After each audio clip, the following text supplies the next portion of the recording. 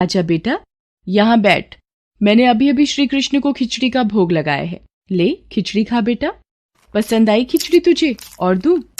बस माँ, पूरा पेट भर गया, आनंद आ गया तुम्हारे हाथ की खिचड़ी खाकर। माँ, क्या मैं ये स्वादिष्ट खिचड़ी कल भी खाने आ सकता हूँ? कल ही क्यों बेटा, तू रोज मेरे पास खिचड़ी खाने आ जाया कर। कर्माबाई की कुटिया में उस बालक के रूप में स्वयं भगवान जगन्नाथ खिचड़ी खाने पधारे थे। और अब रोजाना कर्माबाई जब भगवान कृष्ण को खिचड़ी का भोग लगाती, थोड़ी देर बाद वो बालक भी खिचड़ी खाने आ जाता। एक दिन कर्माबाई, भगवान को बिना स्नान किए भोग लगाना अच्छी बात नहीं। तुम रोजाना सुबह पहले स्नान आदि क्रियाएं करके विधि विधान से पूजा करके ही भगवान कृष्ण का भोग बनाया करो। ठीक है बाबा, अब मैं स्नान करके ही प्रभु का भोग बनाया करूंगी। साधु की बात मानकर कर्माबाई अगले दिन से स्नान करके पूजा के पश्चात भोग तैयार करती। इस कार्य में उन्हें बहुत देर हो जाती थी, पर वो बालक तो अपने समय पर ही खिचड़ी खाने आ जाता था। माँ, खिचड़ी दो ना, जल्दी दो, मुझे बहुत भूख लगी है माँ। थोड़ी देर रुक बेटा, अभी देती हूँ। अब तो बालक रूपी भगवान जगन्नाथ जल्दी जल्दी खिचड़ी खाकर बिना हाथ मुंह साफ किए भाग जाते थे। उन्हीं दिनों मंदिर के पुजारी, जो काफी समय से मंदिर में सेवा कर रहे थे, ये जगन्नाथ भगवान के मुख पर खिचड़ी कैसे? मंदिर में तो काफी दिनों से खिचड़ी का भोग नहीं लगा, फिर ये भगवान के मुख पर खिचड़ी कैसे? हे प्रभु, ये कैसी लीला है आपकी? भगवान जगन्नाथ पुजारी के सपने में आते हैं। मेरी भक्त कर्माबाई, जो जगन्नाथपुरी में ही रहती है, वो बहुत ही प्रेम भाव से सुबह उठकर बाजरे की खिचड़ी का भोग लगाती है। मैं रोजाना सुबह जल्दी उठकर कर्माबाई की खिचड़ी खाने जाता हूँ। मुझे कर्माबाई के हाथ की खिचड़ी बहुत पसंद है। पर एक साधु ने उसके पास आकर सुबह स्नान और पूजा के बाद विधि विधान से भोग लगाने का बोल दिया है।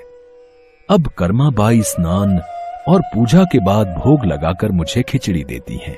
इन सब कार्यों में बहुत देर लग जाती है। मुझे बहुत तेज भूख लगती है।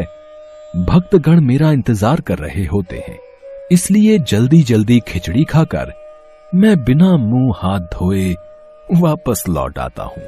भगवान जगन्नाथ की अद्भुत बातों को स्वप्न में सुनकर पुरोहित जी हर जगह उस साधु की खोज करवाते हैं और उसे बुलाकर सारी बात बताते हैं। साधु घबरा जाता है और कर्माबाई के पास जाता है। कर्माबाई, तुम श्री कृष्ण भगवान की परम प्रिय भक्त हो। तुम्हारे लिए किसी नियम नीति की कोई आवश्यकता नहीं। तुम अपने अनूठे प्रेम से जिस प्रकार सुबह जल्दी उठकर भोजन बनाती थी, वैसे ही बनाकर भगवान का भोग लगाया करो। ठीक है साधु बाबा, अब मैं पहले की तरह ही सुबह जल्दी भोग बनाया करूंगी। अब कर्माबाई फिर से पहले की तरह भगवान कृष्ण को भोग लगाकर उस बालक को बड़े प्रेम पूर्वक खिचड़ी खाने को देती थी। ये क्रम कई वर्षों तक चला और एक दिन कर्माबाई परलोक सिधार गई। हे प्रभु, हमसे कोई भूल हो गई क्या?